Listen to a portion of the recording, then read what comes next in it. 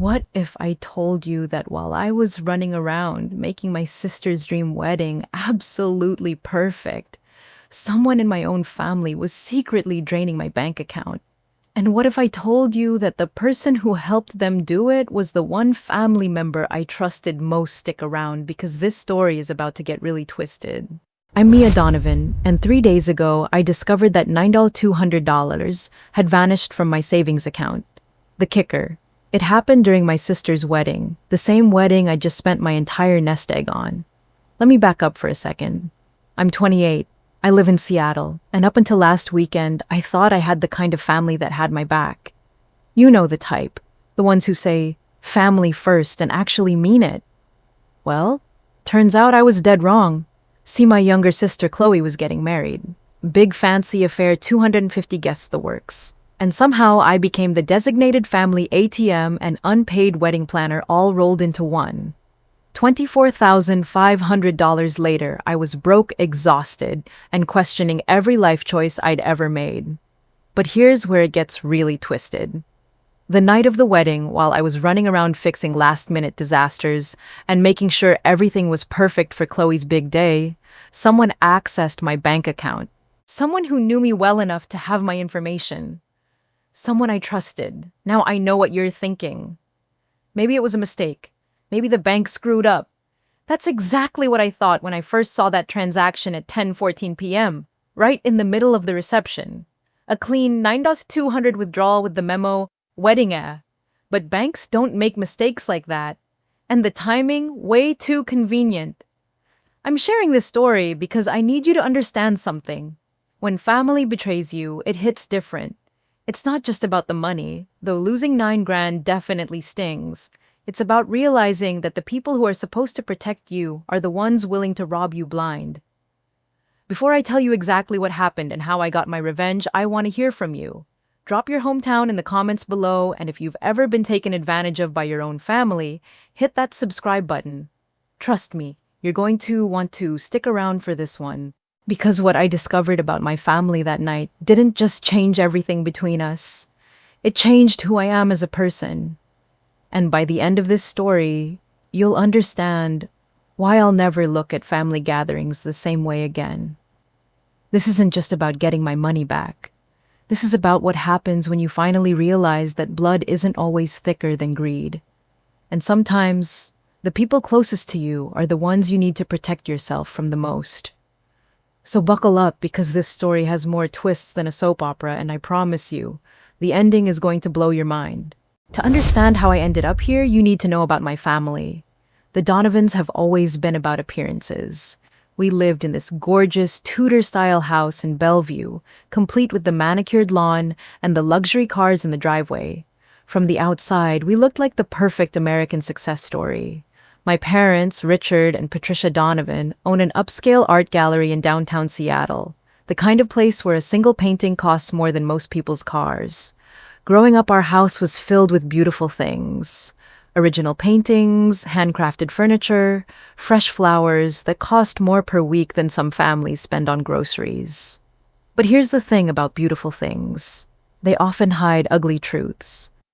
Chloe, my younger sister by 2 years, was always the golden child.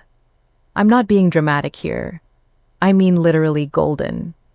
Blonde hair, bright blue eyes, the kind of smile that could sell ice to an Eskimo. She had this natural charm that made everyone in the room gravitate toward her. Teachers loved her, my parents' friends adored her, and somehow she never had to try very hard at anything. Me, I was the responsible one. The one who did her homework without being reminded, who cleaned up after family dinners, who remembered everyone's birthdays and made sure the gifts were wrapped perfectly. I was dependable, reliable Mia. But dependable doesn't get you the spotlight. When we were kids, I thought it was just birth order stuff. You know, younger sibling gets more attention because they need more help. But as we got older, the pattern became impossible to ignore. I remember being 14, getting straight A's on my report card, and my mom's response was, "That's nice, honey. Chloe, show Mia your art project." And there was Chloe with some half-finished painting that she'd probably rushed through in study hall, getting 20 minutes of praise while my academic achievements got a pat on the head. Don't get me wrong, Chloe was talented. She had this natural artistic eye that my parents recognized early on. By the time she was 16, they were already talking about her taking over the gallery someday. "It's perfect," my dad would say. "She understands the business, she has the eye for it, and clients will love her." Meanwhile, I was being steered in a completely different direction. "Mia's more analytical," my mom would explain to family friends. "She's better suited for something more practical." The way she said practical always made it sound like a consolation prize. So while Chloe spent her summers learning about art history and schmoozing with gallery clients, I was pushed toward business classes and internships at tech companies. Don't get me wrong, I ended up loving what I do. I'm damn good at corporate branding, and I've built a solid career for myself. But the message was clear. Chloe was the star, and I was the supporting cast. The subtle favoritism was everywhere once you knew how to look for it. Family photos where Chloe was always centered while I was slightly off to the side. Dinner conversations that revolved around her latest project or her social life. Birthday parties where her friends were invited, but mine somehow never quite made the cut because space was limited. And my parents weren't cruel about it. That's what made it so insidious. They weren't obviously neglecting me or treating me badly. They'd say things like, "We're so proud of both our girls," but their actions told a different story.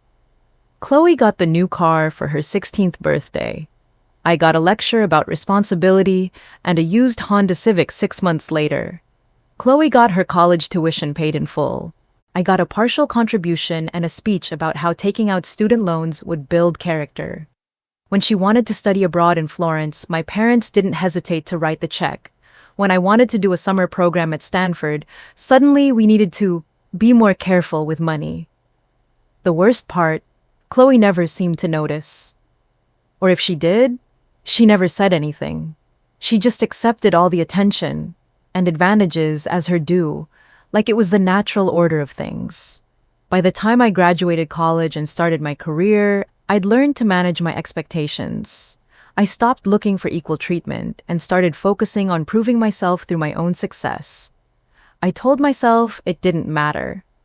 I was independent, I was successful, and I didn't need their validation. But here's what I didn't realize then. When you grow up feeling like you have to earn love through achievement, you never really stop trying to prove yourself. Even when you think you've moved past it, that desperate need for recognition stays with you. It shapes every relationship, every decision, every time someone asks you for help. And that's exactly how I ended up spending my life savings on a wedding that wasn't even mine. So when Chloe got engaged to Marcus last fall, I should have seen what was coming. But honestly, I was genuinely happy for her. Marcus seemed like a good guy. He worked in finance, treated her well, and even managed to charm my parents, which was no small feat.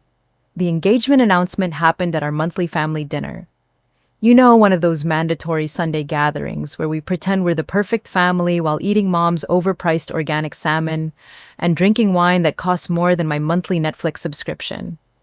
Chloe was practically glowing as she showed off her ring, and I'll admit it was gorgeous, a 2-carat princess cut that probably cost more than my car. Marcus had done well. "We're thinking spring," Chloe announced, cutting into her perfectly prepared asparagus. Something elegant but not too formal. Maybe 250 guests. I nearly choked on my wine. 250 guests, Chloe. That's not a wedding, that's a small concert. My dad laughed like I'd made a joke. "Come on, Mia. When you've got a network like ours, these things add up quickly. Business associates, family friends, gallery clients. Plus, Marcus's family," my mom added, already pulling out her phone to start making lists. "His father knows everyone in the tech industry." And there it was. This wasn't just about celebrating Chloe and Marcus. This was about making a statement, about showing off, about proving that the Donovans could throw a wedding that would be talked about for years. "We're thinking the Fairmont," Chloe continued, her excitement building. "You know, the one overlooking Elliott Bay with the ballroom that has those gorgeous chandeliers." I did some quick mental math. the Fairmont Olympic Hotel, for 250 guests, in spring, which was peak wedding season. We were talking serious money here. That sounds incredible, I said carefully. What's your budget looking like? The table went quiet for a moment. My parents exchanged one of those looks that married couples develop after 30 years together. Chloe suddenly became very interested in rearranging her salad. Well, my dad finally said, "We're going to make it work. This is our daughter's wedding." Translation. They were going to spend money they didn't necessarily have because backing down would mean admitting they couldn't afford their own standards. "The thing is," Chloe said, turning to me with that smile that had gotten her out of trouble since we were kids, "we could really use your help with some of the planning." I should have said no right then. I should have wished them luck and offered to help address invitations, or something simple, but that old, familiar feeling kicked in. That desperate need to be useful, to be valued, to finally be the one they turn to for something important. "What kind of help?" I asked. "Well, you're so good with visual stuff," my mom jumped in. "All that corporate branding work you do, and you have such good taste when it comes to design." Funny how my practical career suddenly became an asset when they needed something from me. "We were thinking you could help with the overall aesthetic," Chloe explained. "The invitations, the centerpieces, maybe some of the signage, make everything look cohesive and professional." "And we'd pay you, of course," my dad added quickly. "This would be like hiring a wedding planner, except better because you actually know what Chloe likes." I looked around the table at their expectant faces. My parents were nodding encouragingly. Chloe was giving me those puppy dog eyes that had worked on me since we were kids. And for a moment, I felt important. Needed. Like finally they were recognizing that I had something valuable to offer. "I mean, I've never planned a wedding before," I said slowly. "But you've organized corporate events," my mom pointed out. "Remember that product launch you did for that startup with the beautiful lighting and the custom graphics? This is basically the same thing." It really wasn't the same thing at all, but I was already getting sucked in. "What about a professional wedding planner?" I suggested. "Someone who actually knows what they're doing."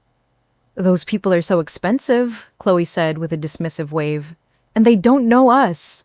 They'd probably suggest something completely wrong for our style." "Besides," my dad added, "why pay some stranger when we have you?" And there it was, the subtle manipulation wrapped in flattery. They weren't asking me to help because they valued my opinion or wanted to include me in something special.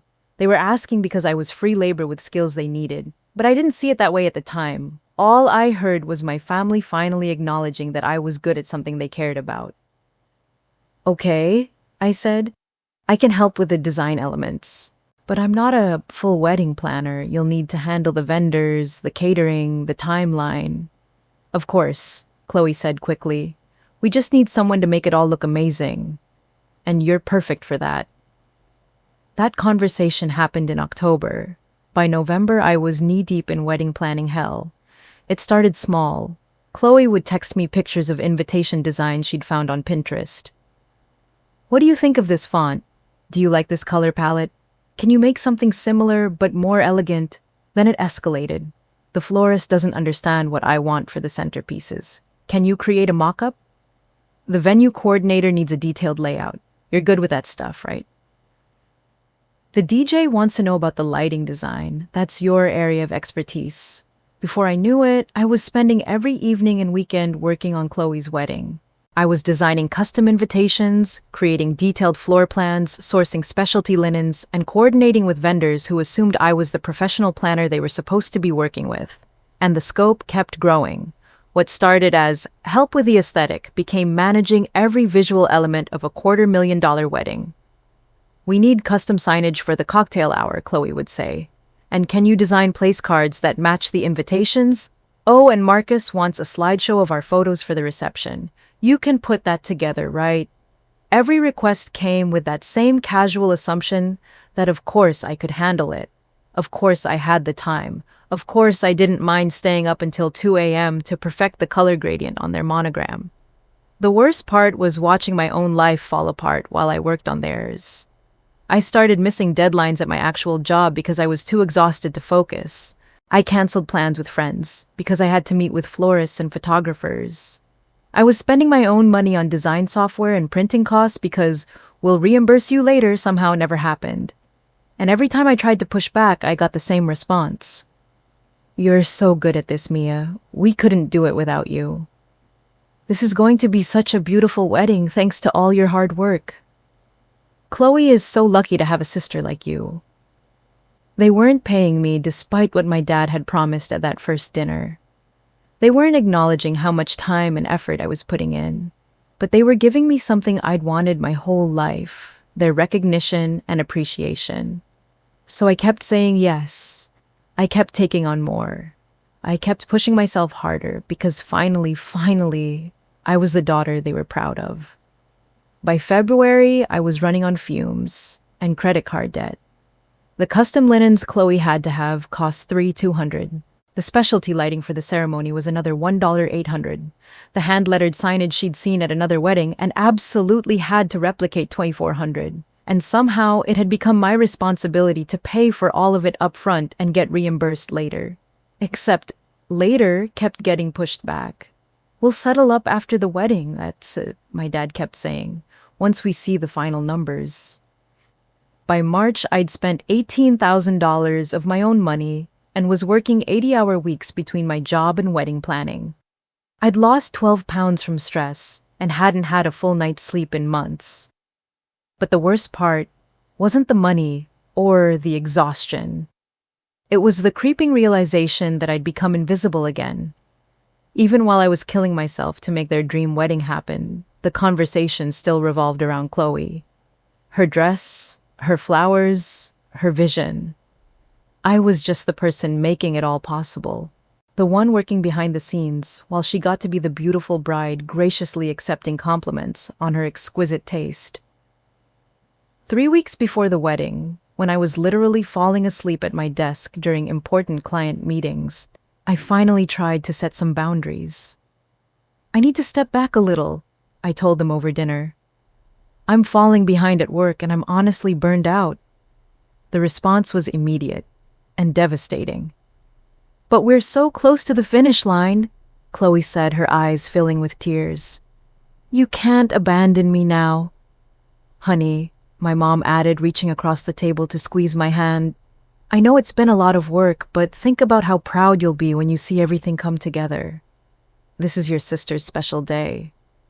And we really can't afford to hire someone else at this point, my dad said quietly. We've already stretched the budget so far. There it was. The guilt, the manipulation, and the financial trap all rolled into one. They'd created a situation where backing out would make me the villain who ruined Chloe's perfect wedding. So I didn't back out. I doubled down. I spent the last $6,500 in my savings account on the final touches. The custom napkin rings, the upgraded centerpieces, the professional calligrapher for the last-minute place card changes. By the morning of the wedding, I had exactly $847 left in my checking account and a credit card that was maxed out. But I'd delivered everything they'd asked for and more. The wedding was going to be absolutely perfect. I just had no idea how much that perfection was going to cost me. Now, I should probably mention Uncle Paul. He's my mom's older brother, and honestly, he's always been the most sensible person in our family. While the rest of us were caught up in appearances and drama, Paul was the one asking practical questions and actually thinking things through.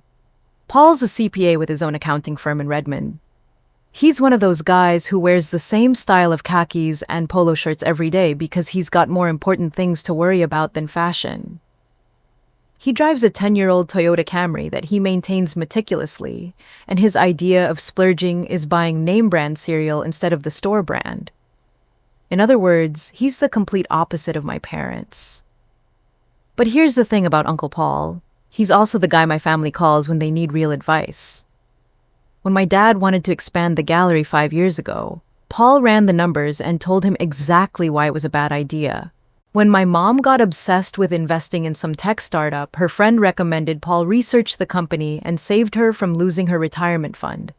So, when my parents started planning this massive wedding and realized they were in over their heads financially, guess who they called? We just need someone to help us organize everything. My mom explained to Paul over coffee about 6 weeks before the wedding. I was there because I'd driven her to the meeting ostensibly to provide context about the planning process. Paul spread out the wedding expense spreadsheet I'd created and whistled low. Patricia, this is a lot of money. Like a lot, a lot. It's Chloe's wedding, my mom said defensively. We want it to be special. Special is one thing. Paul ran his finger down the list of expenses, shaking his head. The flowers alone cost more than most people spend on their entire wedding.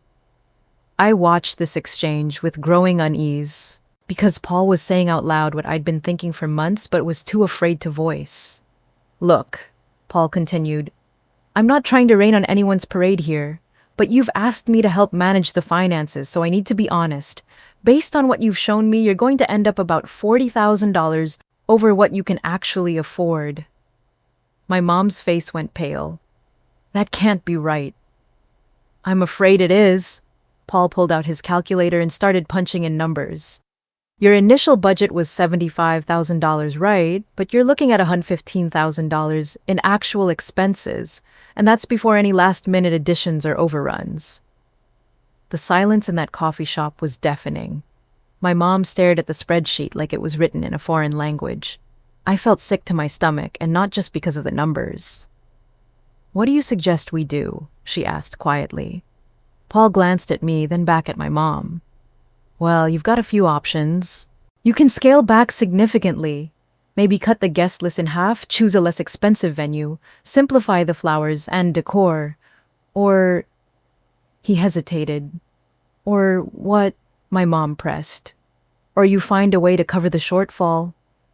But, Patricia, I need you to understand, this isn't just about the wedding. You're talking about money that you're going to need for retirement, for emergencies, for maintaining your lifestyle after this is all over. That's when I made the mistake that would change everything.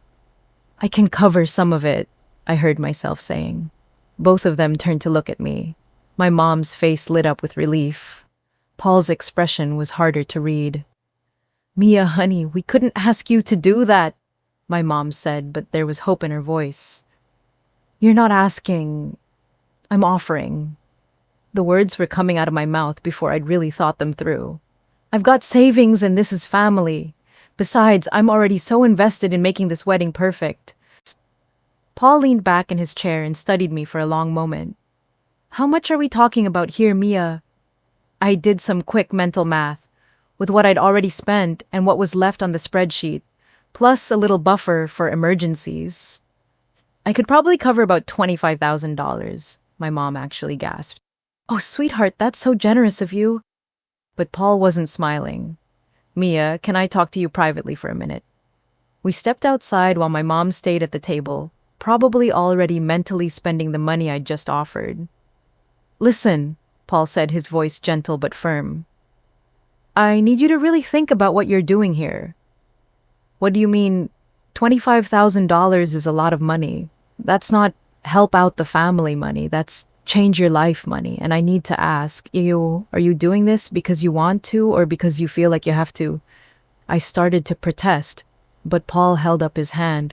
I've been watching this whole wedding planning process and I've seen how much work you've been doing, how much of your own money you've already spent, and I'm worried that you're being taken advantage of. It's not like that, I said automatically. They appreciate everything I'm doing. Do they? Because from where I'm sitting, it looks like you're doing all the work while Chloe gets all the credit, and now you're being asked to pay for the privilege. His words hit harder than I expected, because deep down I knew he was right, but admitting that would mean acknowledging that I'd been a fool for months. It's my choice, I said stubbornly. Paul sighed. Okay, but promise me something. Promise me you'll think about this overnight before you commit to anything. And promise me you'll keep track of every penny you spend. Because if this goes south, you're going to need documentation. I should have listened to him. I should have gone home that night and really considered what I was getting myself into. Instead, I went straight to the bank and transferred $25,000 from my savings account to my checking account so I could start covering the remaining wedding expenses. But Paul's words stuck with me. And over the next few weeks, I started paying closer attention to the family dynamics around the wedding planning.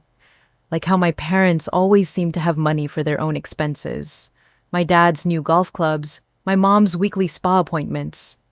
But somehow couldn't contribute more to Chloe's wedding. Or how Chloe would casually mention expensive additions to the wedding plan without seeming to consider who was going to pay for them.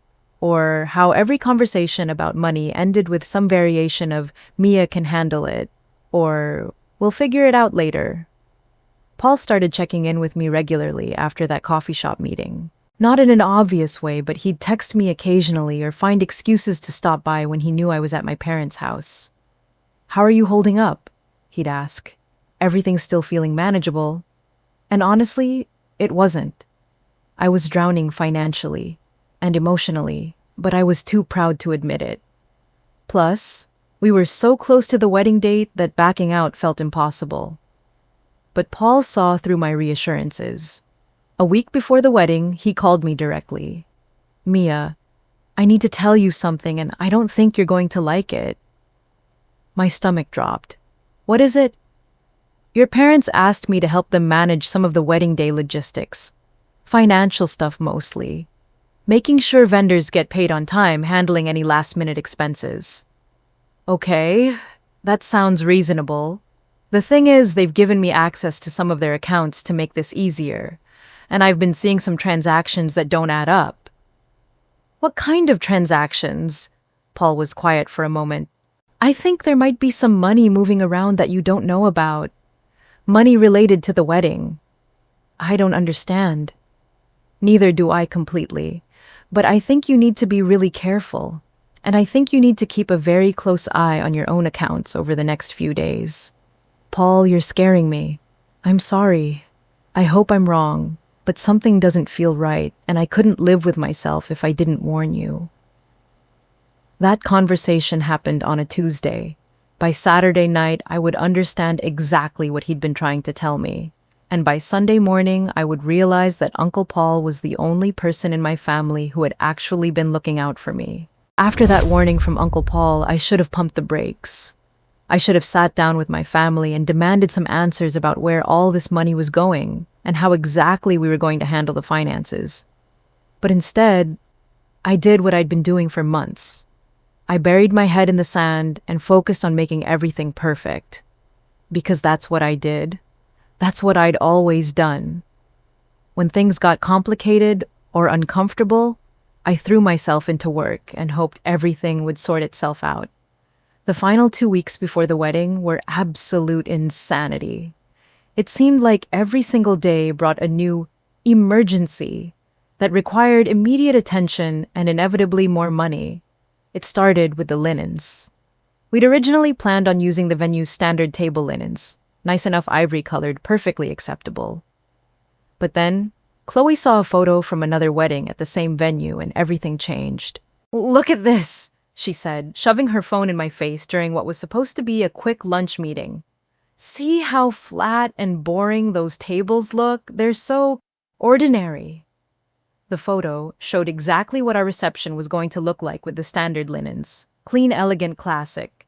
But I could see the disappointment in Chloe's eyes. "What if we upgraded to something with more texture?" I suggested, already knowing I was about to open a very expensive can of worms. Chloe's face lit up. Would that be too much trouble?"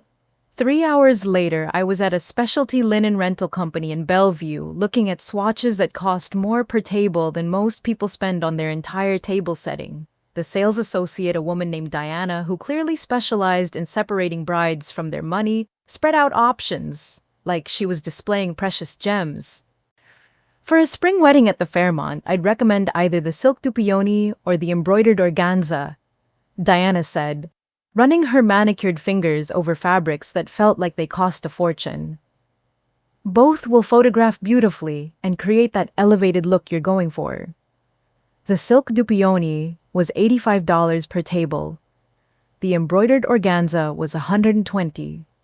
For 25 tables, we were looking at an additional $2, $125 to $3,000 just for tablecloths. I called Chloe from the parking lot. The upgraded linens are going to be about $3,000 extra. I told her, waiting for her to tell me it was too much. "Oh, wow," she said. That's a lot." "It is. We could stick with the venue linens or maybe find a middle ground." "But they would look so much better, wouldn't they? I mean, you saw the photos." I could hear the want in her voice. That same tone she'd used as a kid when she really, really wanted something, but knew she probably shouldn't ask for it. "They would look beautiful," I admitted. "And you think it's worth it for the photos and everything." And there it was. The question that put all the responsibility on me. If I said yes, I was the one pushing for unnecessary expenses. If I said no, I was the one crushing her dreams for her perfect wedding. If it's important to you, then yes, I think it's worth it. "Okay," she said quickly, "let's do it. The silk ones, I think. They sound more classic." So I went back inside and put $2 and $125 on my credit card for tablecloths that would be used for exactly 4 hours. But that was just the beginning. 2 days later, my mom called with a new crisis. The florist had sent over photos of the ceremony arch, and it looked too simple compared to what they'd seen on Instagram. "It's just 4 posts and some flowers?" she said, her voice tight with anxiety. "It looks like something from a backyard wedding, not the Fairmont." I met them at the florist's shop that evening after work. The original arch design was actually quite lovely. Clean lines, beautiful white roses, and greenery elegant in its simplicity. But I could see what they meant. Compared to the elaborate installations I'd been looking at for inspiration, it did seem a bit understated. "What if we added more height?" the florist suggested. "Maybe some cascading elements, some additional texture with different flower varieties." She showed us photos of upgraded options. Towering arrangements with thousands of flowers. Dramatic cascading vine structures that looked like they belonged in a fairy tale. "This one is gorgeous," Chloe said, pointing to an arch that must have been 12 feet tall and covered in what looked like every flower in the Pacific Northwest. "That's our premium package," the florist said. "It's quite stunning, but it is a significant upgrade from what we originally discussed." "How significant?" I asked, though I was already dreading the answer. "The original arch was $1,200. This would be $4,800. My mom actually gasped. $4,800 for flowers! "It's not just flowers," the florist explained patiently. "It's the additional labor, the special structural elements to support the height, the premium flower varieties, the design complexity." I looked at Chloe, who was staring at the photo with such longing that I felt my heart break a little. This was her wedding, her one day to feel like a princess. And here we were, nickeling and diming her over flowers. "What do you think?" I asked her quietly. "It's so much money," she whispered back. "But it would be so beautiful." "It would be the centerpiece of the entire ceremony," my mom added. "The photos would be incredible." And once again, somehow it became my decision to make. "Let's do the upgrade," I heard myself saying. The florist smiled and started pulling out order forms. My credit card took another $3,600 hit, but the worst was yet to come.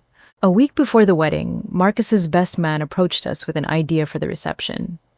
He worked for a tech company that specialized in event production, and he'd been thinking about ways to make the evening more interactive and memorable. "What if we did a custom projection display during dinner?" he suggested over coffee with Chloe, Marcus, and me. "We could project photos of you two throughout your relationship onto the walls of the ballroom. Maybe some quotes, some fun facts about how you met, that kind of thing." Chloe's eyes lit up immediately. "That sounds amazing, like a personalized slideshow." "Exactly, but way more sophisticated. We'd use professional equipment, custom graphics, really make it feel like a multimedia experience. It would be like nothing your guests have ever seen at a wedding." I should have asked about cost right away. I should have said we'd already maxed out our budget. Instead, I found myself getting caught up in the excitement. "How would that work logistically?" I asked. We'd bring in our own equipment, set it up during the cocktail hour while guests are outside on the terrace. The projectors would be nearly invisible once they're installed, and we could program everything to run automatically throughout dinner. "And you could really project onto those walls?" Chloe asked, looking around the ballroom during our site visit. "Absolutely. Those cream-colored walls are perfect for projection. We could cover the entire back wall with your photos, maybe do some smaller displays on the side walls with quotes or fun facts." It sounded incredible. It sounded like exactly the kind of personal touch that would make their wedding unforgettable. "What kind of timeline would we need?" I asked. "If you can get me about 50 photos by Wednesday, I can have everything programmed and ready to go by Friday." "This is perfect," Chloe said, grabbing Marcus's hand. "Our guests are going to love this." It wasn't until Tuesday that anyone thought to ask about cost. "Oh, I should have mentioned," Marcus's friend said when I called him about the photo selection. "There will be a charge for the equipment rental and setup. Since it's for friends, I can give you a deal. Call it $2,800, $2,800 for a slideshow." I was sitting in my car outside my office when he told me, and I honestly thought I might throw up. I'd already spent $2,400 of my own money on this wedding. I had exactly $1,200 left in my savings account and $847 in checking. But what was I supposed to do? Call Chloe and tell her we couldn't afford the projection display that she was already planning to surprise Marcus with? Explain to my family that I'd finally hit my financial limit? I called my credit card company and requested a limit increase. They approved an additional $5,000. I paid for the projection display. By Thursday night, I'd officially spent every dollar I had access to on my sister's wedding, and I was starting to feel the consequences in other areas of my life. My work performance had been suffering for weeks. I was constantly distracted, constantly tired, constantly stressed about wedding details. I'd missed 2 important client calls because I was meeting with vendors. I'd turned in a presentation that was clearly rushed because I'd been up until 3 a.m. the night before, working on wedding signage. My boss, Jennifer, called me into her office on Friday afternoon. "Mia, I need to talk to you about the Morrison account." My stomach dropped. Morrison Tech was one of our biggest clients, and I'd been managing their rebranding project for 6 months. "They called this morning," Jennifer continued. "They're concerned about some missed deadlines, and they mentioned that you seemed distracted during your presentation on Tuesday." I had been distracted. I'd been thinking about the fact that the wedding favors still weren't ready, and wondering if I should call the caterer to confirm the dietary restrictions for the 3rd time. "I know you've got a lot going on with your sister's wedding," Jennifer said, her voice kind but firm. "But I need you to be present for your clients. The Morrison account is worth $180,000 a year to this company." "I understand," I said. "The wedding is tomorrow, so after this weekend I'll be completely focused." "I hope so, because if we lose Morrison, we're going to have a very different conversation about your future here." I left that meeting feeling sick. I was about to lose a major client, possibly my job, because I'd been so consumed with making someone else's wedding perfect. That night, I sat in my apartment looking at my bank account balance. $0.47 in savings, $847 in checking, maxed out credit cards, a boss who was questioning my competence, and a wedding that was finally happening the next day. I should have felt proud. I should have felt accomplished. After months of work and thousands of dollars, Chloe was going to have the wedding of her dreams. Instead, I felt empty, hollow, like I'd given everything I had to create something beautiful for someone else, and now I had nothing left for myself. But I told myself it would all be worth it when I saw Chloe walking down that aisle, when I saw how happy she was, how grateful my family would be for everything I'd sacrificed to make this day perfect. I told myself that tomorrow, everything would finally make sense. I had no idea that by tomorrow night, I'd discovered just how wrong I was about everything. The morning of Chloe's wedding, I woke up at 5 a.m. to 17 missed calls and 32 text messages. My phone had been on silent, and apparently the world had been ending while I slept. The florist couldn't find the ceremony arch components. The DJ's equipment truck had broken down on I-5. The caterer was missing 3 cases of champagne. The photographer was stuck in traffic coming back from another wedding in Vancouver. And somehow, all of these problems had become my responsibility to solve. I threw on yesterday's clothes and grabbed a coffee that tasted like liquid anxiety, then spent the next 4 hours putting out fires via phone while driving all over Seattle.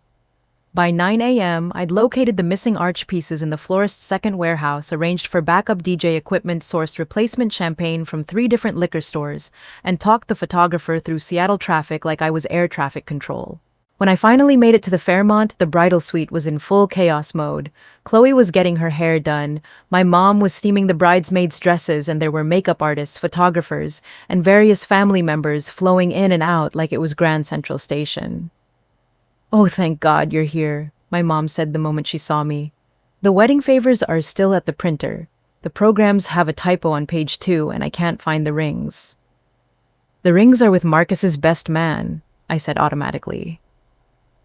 "The favors will be delivered by noon, and what's the typo?" She handed me one of the programs. Sure enough, there was a typo in the ceremony order. Exchanging of vows instead of exchange of vows. Grammatically incorrect, but hardly the end of the world. "Mom, no one's going to notice this. Everyone's going to notice. This is going to be in photos forever." I looked around the room at the controlled chaos at Chloe sitting serenely in the makeup chair, while everyone else scrambled to make her day perfect, and I felt something crack inside my chest. "I'll call the printer," I said quietly. That's when I noticed Michelle sitting in the corner, looking completely out of place among all the wedding preparation madness. Michelle has been my best friend since college, and she was the only person I had invited to the wedding who was actually there for me rather than Chloe. "Hey," she said, standing up when she saw me. "You look like you need to sit down." "Can't sit. Too much to do." "Mia," her voice was firm enough to stop me in my tracks. "When's the last time you ate something?" I tried to remember. Had I eaten dinner last night? I honestly couldn't recall.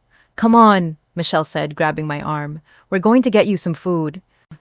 She dragged me out of the bridal suite and down to the hotel restaurant where she ordered me eggs Benedict and orange juice, while I protested that I didn't have time for breakfast. "Talk to me," she said once the food arrived. "And I mean really talk to me. How are you doing?"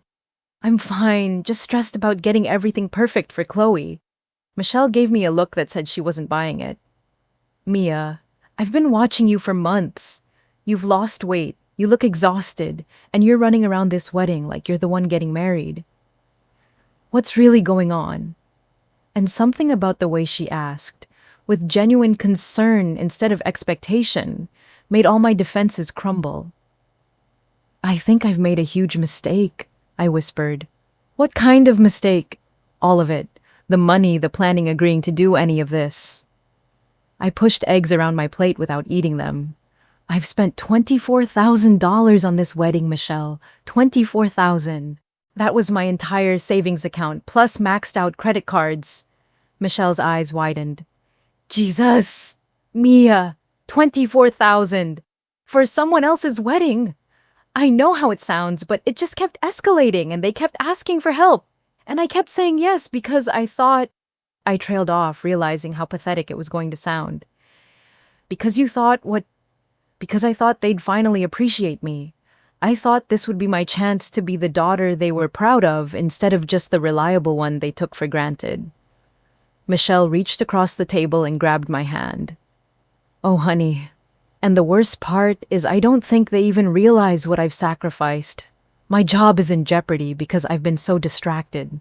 I haven't been able to pay my rent this month. I've been living on ramen and peanut butter sandwiches for 2 weeks, and they just keep asking for more."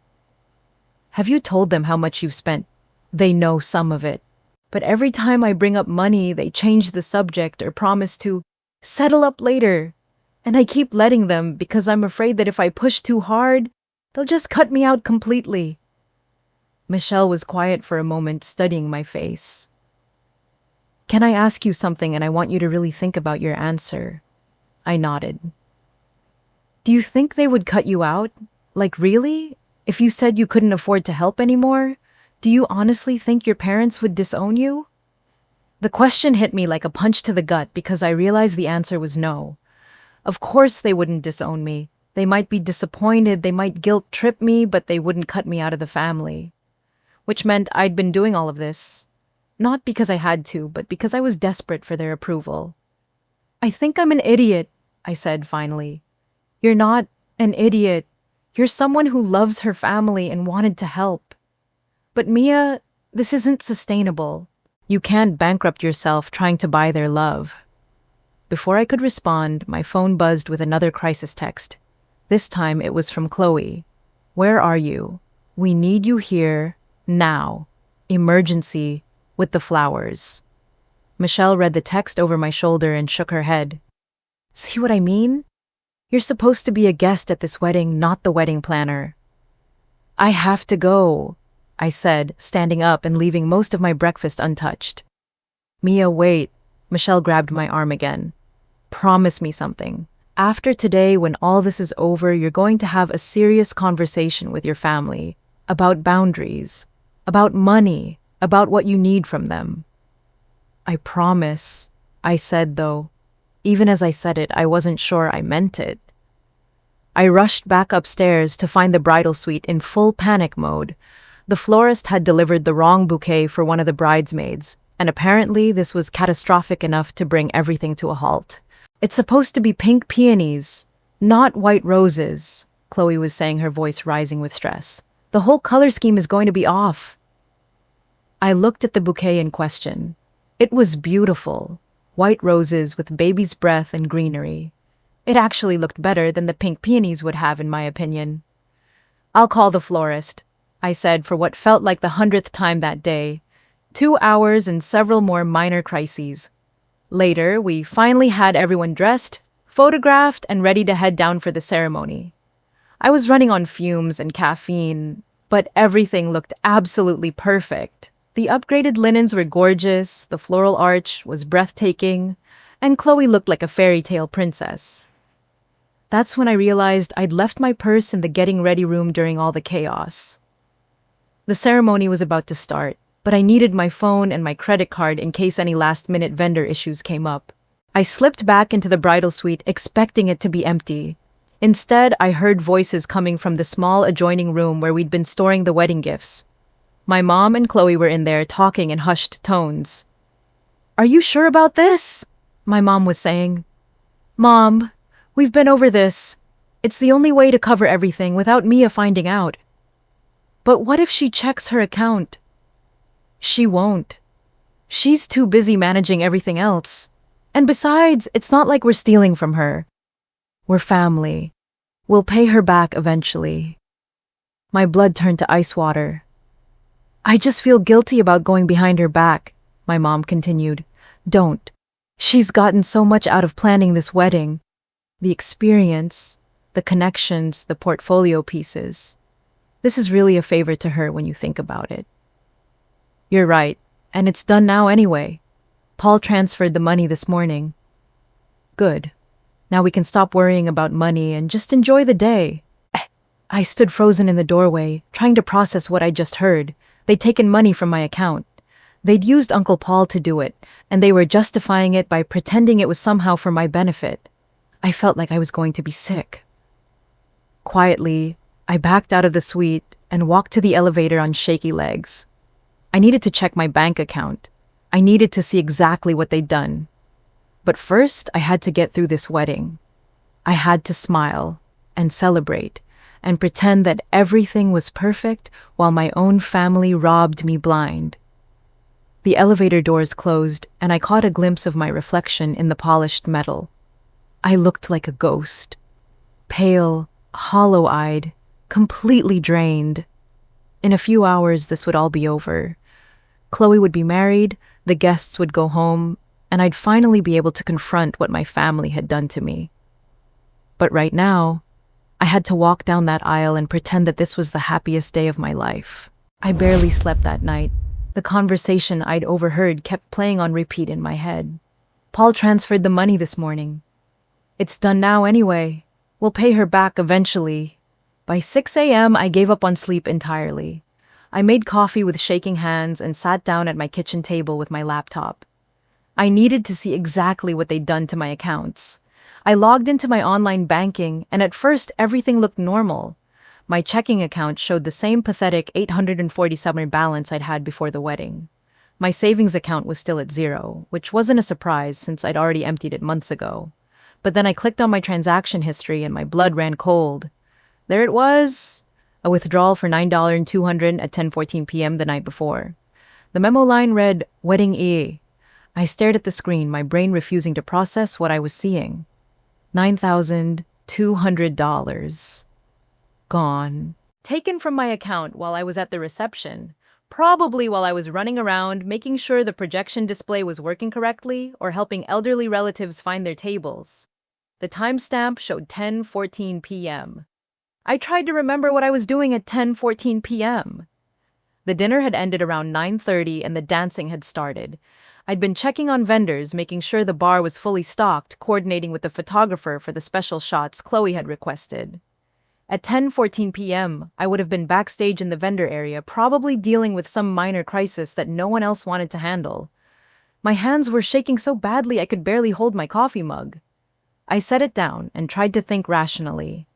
There had to be an explanation. Maybe it was a banking error. Maybe someone had used my account number by mistake. But even as I tried to convince myself there was an innocent explanation, I knew better. The memo said, "Wedding A." This wasn't a mistake. I clicked through to see more details about the transaction. It was an electronic transfer authorized with my online banking credentials. Someone had logged into my account using my username and password and moved $9,200 out of it. But that was impossible. I was the only one who knew my banking information. I was obsessive about password security. I never wrote anything down, never shared my login information with anyone. Except my purse. I'd left my purse in the bridal suite that morning when I went back to get it, and I kept a small notebook in my purse where I wrote down important information. Not passwords exactly, but account numbers, phone numbers, confirmation codes for various wedding vendors. And I'd written down my banking information in that notebook about 2 weeks ago when I was on the phone with my credit card company trying to set up automatic payments. I'd been driving and needed to reference my checking account number, so I'd pulled over and written it down along with my online banking username. The password wasn't written down, but if someone knew me well enough, they could probably guess it. I'd been using variations of the same password for years. My middle name, plus my birth year, plus a special character. My family knew my middle name. They knew my birth year. And if they had access to my notebook with my username and account number, the password wouldn't be that hard to figure out. I refreshed the page, hoping somehow the transaction would disappear. Instead, it just sat there mocking me. 9,200 gone. I tried calling my bank, but it was Sunday morning and only the automated system was available. I navigated through endless menu options until I found a way to report unauthorized transactions. But the recording informed me that I'd need to speak to a representative during business hours. So I sat there staring at my laptop screen trying to figure out what to do next. The rational part of my brain said I should call my parents immediately and demand an explanation. But another part of me, the part that had been trained since childhood to avoid confrontation, to keep the peace, to assume the best about my family, kept insisting there had to be another explanation. Maybe Uncle Paul had made a mistake. Maybe there was some legitimate wedding expense that I'd forgotten about. Maybe they'd moved the money temporarily and were planning to put it back. But even as I tried to come up with innocent explanations, I kept hearing Chloe's voice from the day before. "We'll pay her back eventually." Not, "We'll pay her back immediately," or "We'll pay her back next week." Eventually. Like it was something they'd get around to when it was convenient. I made another cup of coffee and tried to think about the timing. The money had been transferred at 10:14 p.m. The reception was in full swing at that point. Whoever did this had left the party gone somewhere with internet access, logged into my account, and transferred nearly $10,000. And then they'd come back to the reception like nothing had happened. The audacity of it was almost breathtaking. They'd stolen from me while I was working to make their celebration perfect. While I was running around solving problems and making sure their guests were happy, someone in my family was draining my bank account. I thought about all the times over the past few months when my parents had deflected conversations about money. All the times they'd promised to settle up later or assured me that everything would work out. I'd thought they were just being optimistic, maybe a little disorganized about finances. Now I realized they'd been planning this all along. My phone buzzed with a text message. It was from Chloe. "Thank you so much for everything yesterday. The wedding was absolutely perfect. You're the best sister ever." I stared at that message for a long time. The wedding was perfect. Everything had gone exactly as planned. The flowers were beautiful. The food was delicious. The dancing went late into the night. All the guests had complimented the elegant details, the seamless coordination, the obvious care that had gone into every element. And it had cost me everything. Not just the money I'd willingly spent, but now an additional $9,200 that had been taken without my knowledge or consent. I was financially ruined. I had $847 in my checking account, maxed out credit cards, and a rent payment due in 3 weeks that I couldn't afford. I'd sacrificed my job performance, my health, and apparently my family's respect, all to create a perfect day for someone who thought stealing from me was acceptable. The worst part was the betrayal. Not just the money, but the planning that had gone into this. The coordination between my mom, Chloe, and Uncle Paul. The casual way they discussed it like taking my money was just another wedding detail to be managed. I closed my laptop and sat in my kitchen as the morning sun streamed through the windows. Outside, Seattle was waking up to a beautiful Sunday. Somewhere across town, Chloe and Marcus were probably having breakfast in their honeymoon suite, planning their departure for their week in Hawaii. And I was sitting alone in my apartment trying to figure out how to rebuild my life after my own family had destroyed it. But as I sat there, something shifted inside me. The shock was wearing off, and in its place, I felt something I hadn't experienced in months: clarity. For the first time since this whole wedding planning nightmare began, I could see the situation clearly. I wasn't the problem. I wasn't being unreasonable, or selfish, or dramatic. I had been systematically used and manipulated by people who were supposed to love and protect me. And now they'd crossed a line that couldn't be uncrossed. This wasn't about family dynamics or hurt feelings anymore. This was theft. Pure and simple. It was time to stop being the accommodating sister and start being the person who demanded justice. Once the initial shock wore off, my analytical brain kicked into high gear. If I was going to confront my family about this, I needed to have my facts straight. I needed documentation, timestamps, proof that couldn't be dismissed or explained away. I started by taking screenshots of everything. The bank transaction showing the 9,200 withdrawal, the timestamp of 10:14 p.m., the memo line that said, "Wedding A."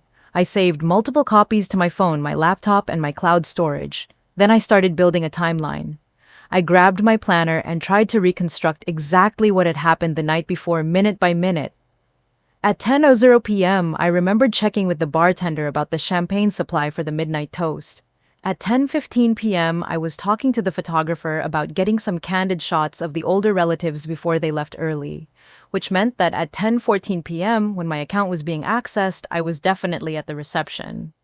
But I also remembered something else. Around 10:05 p.m., I'd noticed that both my mom and Chloe had disappeared from the main ballroom. I'd assumed they were in the bathroom or dealing with some bridal emergency. Now, I realized they might have been somewhere else entirely. I pulled out my phone and started going through the photos from the night.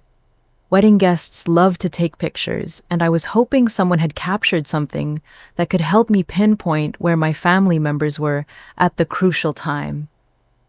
Sure enough, there was a group photo taken at 10:12 p.m. that showed most of the main family members. Marcus was there, my dad was there, Uncle Paul was there, but my mom and Chloe were noticeably absent. I kept scrolling and found another photo timestamped 10:18 p.m. that showed my mom and Chloe back at their table looking perfectly normal. So they'd been gone from the reception for at least 15 minutes right around the time the transaction occurred.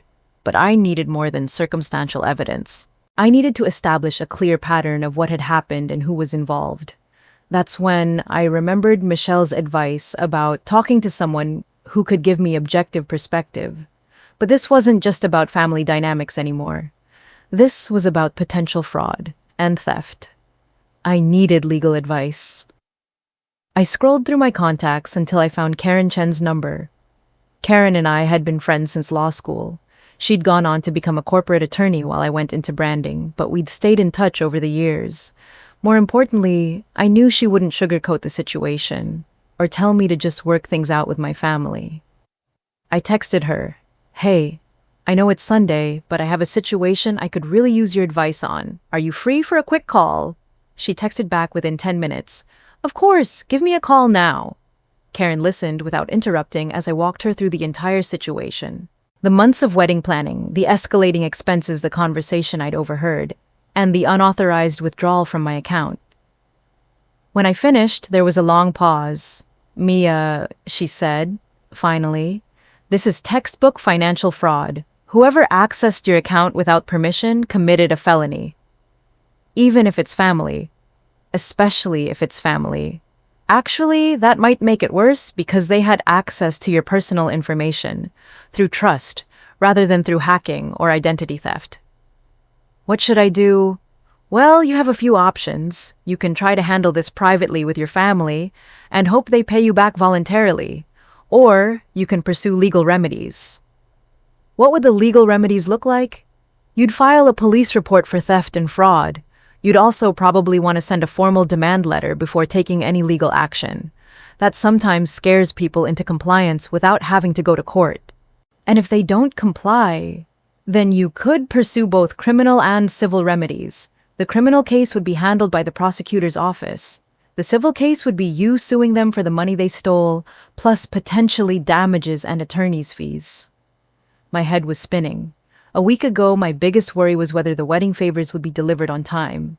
Now I was talking about filing criminal charges against my own family. "Karen, can I ask you something? Am I overreacting here? I mean, it's possible they really were planning to pay me back." "Mia," her voice was gentle but firm, "they accessed your bank account without your knowledge or permission and transferred nearly $10,000. That's not borrowing money, that's stealing money. The fact that they're related to you doesn't make it legal." "Oh, but what if this destroys my relationship with my family?" "What if it doesn't? What if standing up for yourself actually forces them to treat you with the respect you deserve?" That hit me harder than I expected, because deep down, I knew Karen was right.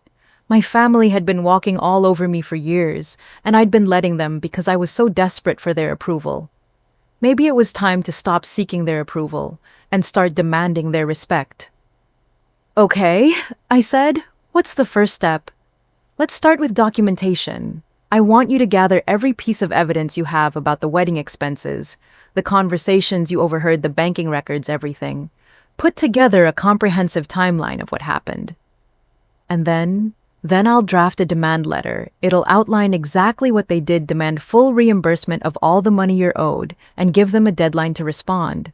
If they ignore it or refuse, then we'll talk about filing a police report." "How much money are we talking about total?" I pulled out my spreadsheet where I'd been tracking all the wedding expenses. The original $24,500 I'd spent voluntarily, plus the $9,200 that had been stolen. $33,700. Karen whistled. "That's a significant amount of money. Definitely worth pursuing legally if they won't pay voluntarily." "What kind of timeline are we looking at? For the demand letter, I can have that ready by tomorrow if you get me all the documentation today. I'd suggest giving them a week to respond, maybe 2 at the outside. And if they don't respond, then we file the police report and start discussing civil litigation options." After I hung up with Karen, I spent the rest of Sunday afternoon organizing evidence. I printed out bank statements, credit card bills, receipts from vendors, emails about wedding planning, text messages, where my parents had promised to reimburse me. I created a detailed spreadsheet, showing every expense when it was paid and who had authorized it. The more I documented, the angrier I became. Not just about the stolen money, but about the months of manipulation and exploitation that had led up to it. They'd turned me into an unpaid wedding planner, convinced me to bankrupt myself for someone else's party, and then stolen from me when they thought I wouldn't notice. By evening, I had a file folder 2 inches thick with documentation. The evidence was overwhelming. There was no way they could claim this was all a misunderstanding or that they hadn't taken advantage of me. I sent everything to Karen electronically and waited for her response. Monday morning, she called me back. "I've reviewed everything you sent," she said. "This is actually worse than I thought." Worse how the pattern of behavior shows clear premeditation. They didn't just steal money on impulse. They systematically manipulated you into spending your savings, then took additional money when you had nothing left to take voluntarily. So, what does that mean legally? It means this isn't just theft. It could be prosecuted as ongoing financial fraud and elder abuse. Elder abuse? I'm only 28. Sorry, wrong term, but there are enhanced penalties for financial crimes committed against vulnerable victims, which could include someone who's been systematically manipulated by family members. What's the next step? I'm drafting the demand letter now. It's going to be very clear about what they did, what they owe you, and what will happen if they don't make this right immediately. How immediately? I'm giving them 7 days to respond with a plan for full reimbursement. If they don't respond, or if they refuse, then we're filing a police report and pursuing civil remedies. Karen, I have to ask, are you sure this is the right thing to do? Filing charges against my own family. Mia, let me ask you something. If a stranger had hacked into your bank account and stolen 9 to 200, would you file a police report? Of course. Then why should your family get special treatment for committing the same crime? Actually, it's worse when family does it because they violated your trust as well as your bank account. She was right. I knew she was right. But knowing something intellectually and being emotionally ready to act on it are two very different things.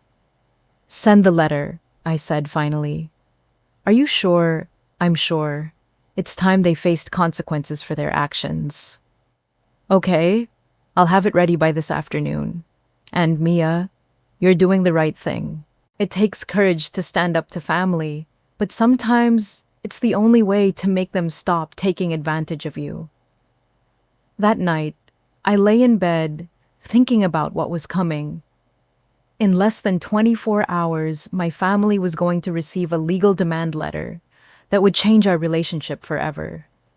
There would be no going back to the way things were. But maybe that was exactly what needed to happen.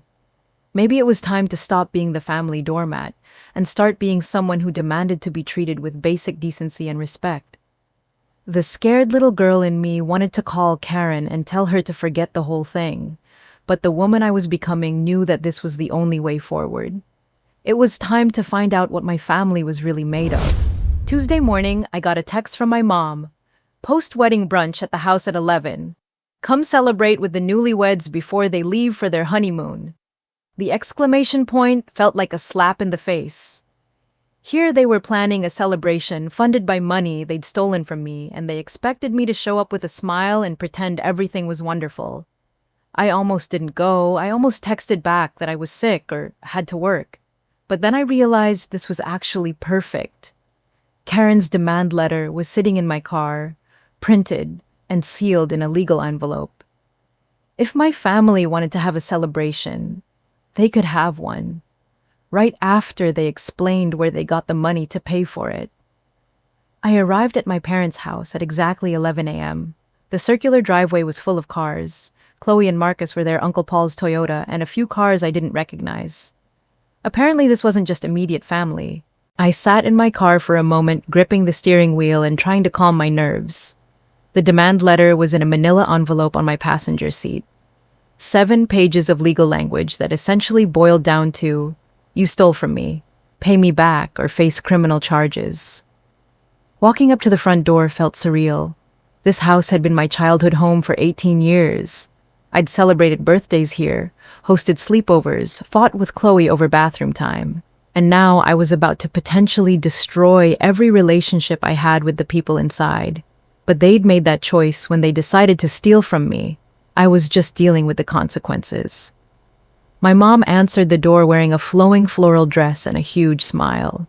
Mia, perfect timing. We just opened the champagne. The dining room was set up like something out of a magazine. Fresh flowers everywhere, fancy china crystal glasses filled with mimosas. The smell of smoked salmon and fresh bread filled the air. It was the kind of elegant brunch spread that probably cost more than my monthly grocery budget. Look who's here, my dad announced as I walked in. Our wedding planner extraordinaire. Everyone turned to look at me with bright smiles. Chloe looked radiant in a cream-colored sundress still glowing from her wedding day. Marcus was relaxed and happy, probably already thinking about their Hawaiian honeymoon. A few family friends I recognized from the wedding were scattered around the room, holding mimosas and nibbling on expensive-looking pastries. Mia, we were just telling everyone how incredible you were with all the wedding coordination, one of my mom's friends gushed. Chloe is so lucky to have such a talented sister. It really was the most beautiful wedding, another friend added. Every detail was perfect. I stood there listening to them praise my work, knowing that they had no idea what it had cost me. Not just financially, but emotionally, professionally, physically. Come get some food, my mom said, guiding me toward the buffet table. We have that smoked salmon you love, and I got those little cream cheese pastries from Pike Place Market. I looked at the spread of expensive food and felt sick. How much had this brunch cost? A few $100s. Money they claimed they didn't have for Chloe's wedding, but somehow managed to find for this celebration. Uncle Paul caught my eye from across the room. He was standing by the window holding a cup of coffee instead of a mimosa, and he looked uncomfortable. When our eyes met, he gave me a small nod that I interpreted as, I'm ready when you are. Actually, I said loud enough for the room to hear. Before we celebrate, I need to talk to the family about something. The chatter died down. My mom's smile faltered slightly. What kind of something? My dad asked, his tone carefully neutral. I looked around the room at all the faces staring at me expectantly. The family friends, Marcus, even Uncle Paul. This wasn't how I'd planned to do this. I'd imagined a private conversation, maybe just with my parents and Chloe. But maybe public was better. Maybe having witnesses would prevent them from trying to gaslight me or minimize what they'd done. I checked my bank account yesterday morning, I said, keeping my voice calm and steady. I found a withdrawal for $9,200 that I didn't authorize. It was transferred at 10:14 p.m. on Saturday night, right in the middle of the wedding reception. The silence in the room was deafening. One of my mom's friends actually gasped. Marcus looked confused, like he was trying to figure out what this had to do with him. Honey, my mom said quickly, there must be some mistake. Bank errors happen all the time. It wasn't a bank error, Mom. It was an electronic transfer using my online banking credentials. Someone logged into my account and moved $9,200 out of it while I was at the reception. My dad cleared his throat. Well, I'm sure we can get to the bottom of this. Maybe you should call the bank. I did call the bank. They confirmed it was an authorized transfer from my account, which means someone who had access to my login information did this. Chloe had gone completely pale. She was staring at me with wide eyes, and I could see her putting the pieces together. Mia, she said quietly, you don't think we... I don't think anything, Chloe. I know, because I heard you and Mom talking about it in the gift room before the ceremony. You said Paul had transferred the money that morning and that it was done. Uncle Paul stepped forward from where he'd been standing by the window. The room turned to look at him, and I could see in his face that he'd been dreading this moment. Is that true, Paul? My dad asked. Paul looked around the room, then directly at me. Yes, it's true. Patricia asked me to handle some wedding-related financial transactions. I transferred money from Mia's account to cover some last-minute expenses. The admission hung in the air like a bomb that had just exploded. One of my mom's friends actually dropped her mimosa glass. Marcus looked like he wanted to disappear into the floor. You transferred money from my account without my permission? I said, making sure everyone heard it clearly. That's theft. Now wait a minute. My dad started, his voice rising. Let's not throw around legal terms here. This is family. Being family doesn't make it legal, Dad. Taking money from someone's account without permission is theft, whether you're related to them or not. But we were going to pay you back, my mom protested. This was just temporary to cover some unexpected costs. When were you going to pay me back? Because you've been promising to reimburse me for months, and so far I haven't seen a dime of the $2,500 I spent willingly. Now you've stolen another $900 or $200 on top of that. $33,000, Marcus said, his voice barely above a whisper. Jesus Christ. Marcus, language, my mom snapped automatically. Language, Marcus stood up, his face flushed. Patricia, your daughter spent $33,000 on our wedding and you took some of it without asking. We didn't take it, my dad said defensively. We borrowed it. There's a difference. No, there isn't, I said firmly. Borrowing requires asking permission first. What you did was stealing. That's when I reached into my purse and pulled out the manila envelope. The room watched in complete silence as I set it on the dining room table right next to the crystal bowl of fresh fruit. This is a legal demand letter from my attorney, I said. It outlines exactly what you've done and gives you 7 days to agree to full reimbursement of all money owed to me. My mom stared at the envelope like it was a snake. You hired a lawyer against your own family. You stole from your own family, Mom. I'm just responding appropriately. What happens if we don't? My dad started, then stopped. If you don't agree to repay me voluntarily, I'll file criminal charges for theft and fraud. I'll also pursue civil remedies to recover the money, plus damages and attorney's fees. The family friends were looking around at each other with expressions of shock and discomfort. This elegant post-wedding brunch had turned into something out of a legal drama. I think we should go, one of them said quietly. No, please, stay, my mom said desperately. This is just a misunderstanding. It's not a misunderstanding, Uncle Paul said firmly. And Mia's right to be upset. What we did was wrong. All eyes turned to Paul again. He looked tired, like he'd been carrying the weight of this secret for days. I've been Patricia's financial advisor for years, he continued. And I've watched this family take advantage of Mia over and over again. The wedding, planning the money, the expectations that she'd just handle everything without complaint. I went along with the transfer because Patricia convinced me it was temporary, but I knew it was wrong. Paul, my mom said sharply, you don't understand the full situation. I understand enough. I understand that Mia has been subsidizing your lifestyle for months while you've treated her like unpaid help. I understand that when you ran out of her money to spend, you decided to just take more without asking. Chloe had been silent through most of this exchange, but now she stood up abruptly.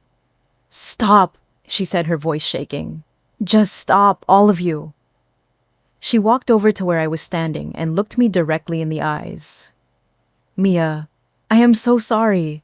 I didn't know about the $9.200. I swear to you, I didn't know Mom and Paul were going to take money from your account. But you knew about everything else? I said quietly. You knew I was spending my own money. You knew I was working myself to death for your wedding. And you let it happen. Tears started running down her face. You're right. I knew. And I let it happen because it was easier than saying no to things I wanted. I let you sacrifice everything because I was too selfish to make compromises. She turned to face our parents. And you two should be ashamed of yourselves. Mia has done nothing but try to help this family, and you've been using her. You turned her into an unpaid wedding planner, convinced her to bankrupt herself, and then you stole from her when she had nothing left to give. Chloe, honey, my mom started. No, Mom, don't honey me. What you did is inexcusable. Mia is my sister and you stole from her. You stole from her while she was working to make my wedding perfect. Marcus moved to stand next to Chloe, putting his arm around her shoulders. We'll pay it back, he said quietly. All of it. Whatever it takes. My dad asked. Yes, because this is our fault too. We should have been more involved in the planning, more aware of what Mia was sacrificing. We should have put limits on the spending instead of just letting her handle everything. I looked around the room at these people who had shaped my entire life. My parents, who had taught me to value family above everything else, but had never valued me the same way they valued Chloe. Uncle Paul, who had tried to protect me, but had been too weak to stand up to my mother when it mattered. Chloe, who was finally seeing the situation clearly, but years too late. And for the first time in my adult life, I felt like I had the power in the room. The demand letter gives you 7 days to respond, I said calmly. Read it carefully. Think about what kind of family you want to be going forward. I picked up my purse and walked toward the door. Mia, wait, Chloe called after me. I turned back. What? I love you, and I'm going to make this right. I promise. I love you too, Chloe, but love isn't enough anymore. I need to see actions, not just words. And with that, I walked out of my childhood home, leaving behind the elegant brunch and the family that had been taking advantage of me for far too long. For the first time in months, I felt like I could breathe. I made it exactly 3 blocks from my parents' house before I had to pull over. My hands were shaking so badly I couldn't drive safely, and I needed a moment to process what had just happened. I'd done it. I'd actually confronted my family, laid out the truth, and demanded accountability. For someone who had spent her entire life avoiding conflict and keeping the peace, it felt both terrifying and liberating. My phone started buzzing almost immediately. Text after text from my family, but I wasn't ready to read them yet. I needed to get home, make some tea, and figure out what came next. But as I was sitting there in my car trying to calm down enough to drive, Uncle Paul tapped on my window.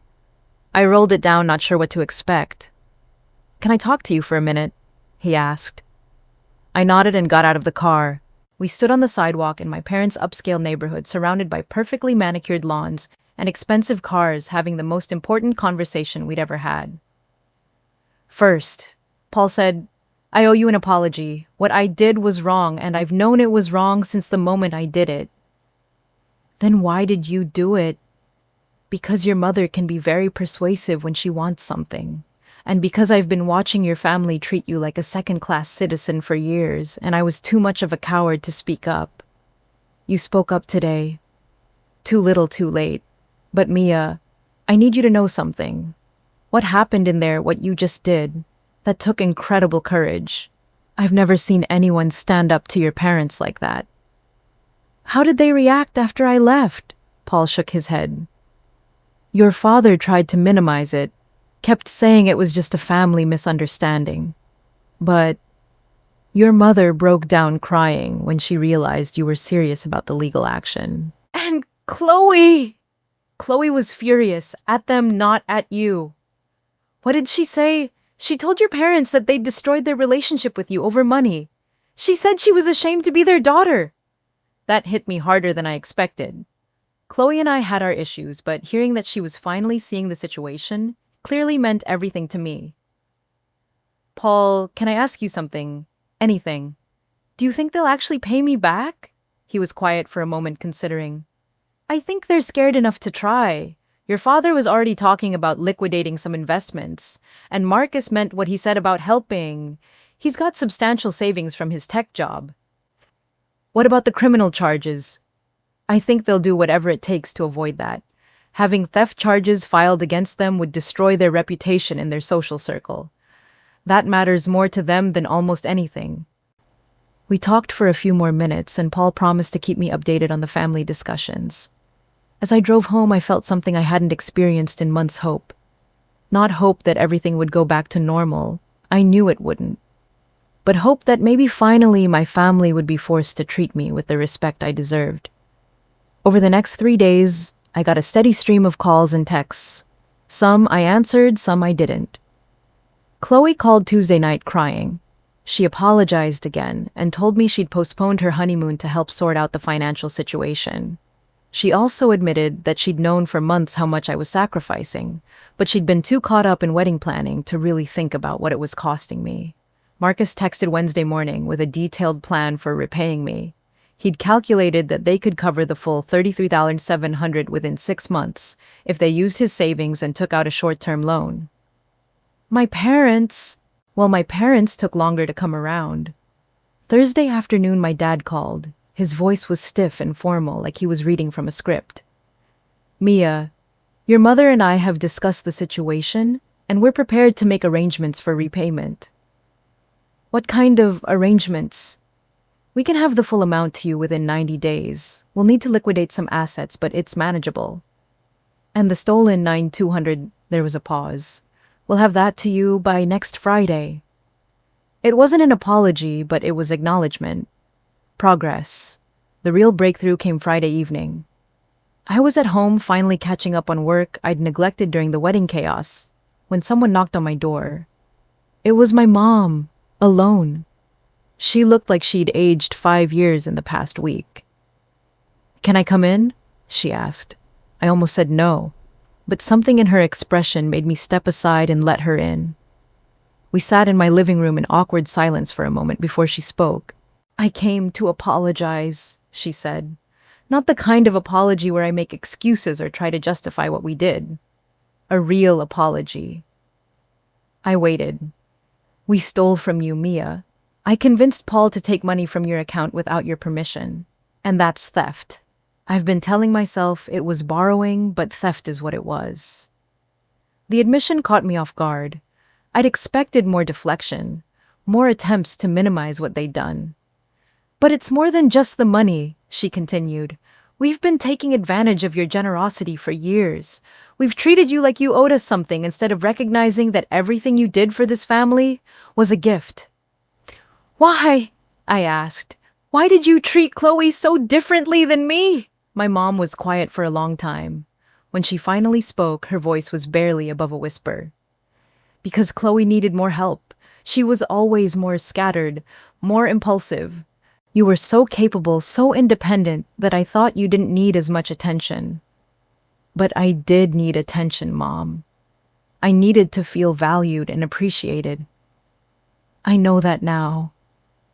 And I'm sorry. I'm sorry we made you feel like you had to earn our love by solving our problems and paying our bills. We talked for 2 hours. Really talked in a way we hadn't since I was a child.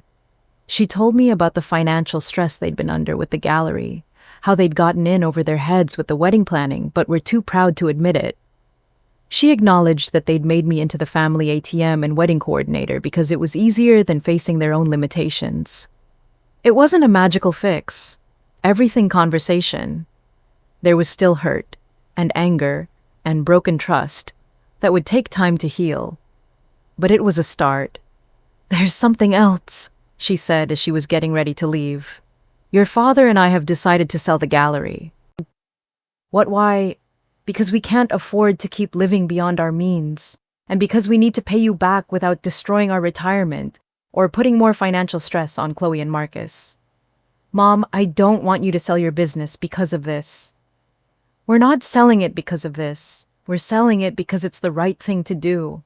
We should have downsized years ago, instead of trying to maintain a lifestyle we couldn't afford.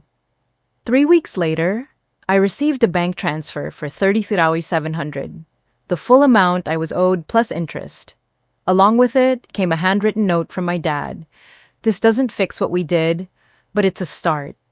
We love you, and we're sorry. Chloe and I had lunch the following weekend.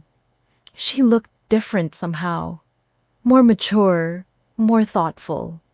The wedding princess persona was gone, replaced by someone who seemed to finally understand the weight of adult responsibilities. I keep thinking about what would have happened if you hadn't stood up to them, she said over salad. How long would they have kept taking advantage of you? Probably forever, I admitted. I would have let them. God, Mia, I was so selfish. I was so caught up in having the perfect wedding that I didn't care what it was costing you. But you see it now, that's what matters. We owe you more than money, she said, echoing what she'd said at the brunch. We owe you respect and gratitude, and the chance to have a relationship that isn't based on you solving our problems. That's all I ever wanted, Chloe, to be treated like I mattered as much as you do. You matter more than I do. You always have. You're the strong one, the capable one, the one who holds everyone together. I just wish it had taken me this long to see it. Now, 6 months later, my family looks completely different. My parents sold the gallery and downsized to a smaller house. They're still my parents, still occasionally demanding and self-centered. But they're also more mindful of boundaries. They ask before they assume. They say thank you instead of taking help for granted. Chloe and I talk regularly, but our conversations aren't about wedding planning or family drama. We talk about our jobs, our relationships, our dreams for the future. She's become someone I actually enjoy spending time with instead of someone I felt obligated to help. Uncle Paul and I have grown closer. He's become someone I can trust to give me honest advice and to stand up for me when necessary. Most importantly, I've learned to value myself the way I always should have. I've learned that setting boundaries isn't selfish, it's necessary. I've learned that family relationships should be based on mutual respect, not one-sided sacrifice. My bank account is healthy again. My job performance has improved dramatically. I'm sleeping through the night and eating regular meals. I feel like myself for the first time in years. But the biggest change is internal. I no longer measure my worth by how much I can do for other people. I no longer accept poor treatment because I'm afraid of losing relationships. I've learned that demanding respect doesn't make you difficult. It makes you strong. If you're listening to this story and recognizing your own family dynamics, I want you to know something. You don't have to accept being treated poorly just because the people doing it are related to you. You don't have to bankrupt yourself financially or emotionally to prove your love. Setting boundaries with family is hard. Standing up for yourself is terrifying. But sometimes it's the only way to save the relationships that matter most to you. My family almost lost me completely because they took me for granted for so long. It took the threat of criminal charges to make them realize what they were throwing away. Don't let it get that far. Have the hard conversations now. Set the boundaries now. Demand the respect you deserve now. Because you matter. Your time matters. Your money matters. Your emotional well-being matters. And if the people in your life can't see that, maybe it's time to help them understand. I'd love to hear your stories. Have you ever had to set boundaries with family members who were taking advantage of you? How did you find the courage to stand up for yourself? Share your experiences in the comments below. Remember, you teach people how to treat you. Make sure you're teaching them that you deserve respect. Thanks for listening to my story. I hope it helps you find the strength to stand up for yourself when you need it most. If this story resonated with you, hit that subscribe button and tell me in the comments, have you ever had to stand up to family who was taking advantage of you? Your story might be featured in my next video. Thanks for watching, and remember, you deserve respect even from family.